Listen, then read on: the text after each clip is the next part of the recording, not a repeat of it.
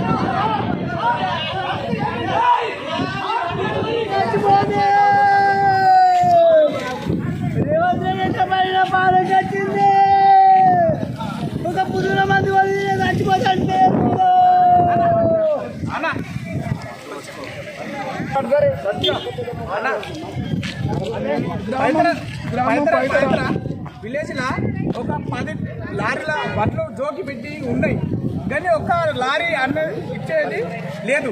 సొసైటీకి వేస్తున్నాము, వాళ్ళు ఇస్తలేరు, మేమేం చేయలేము.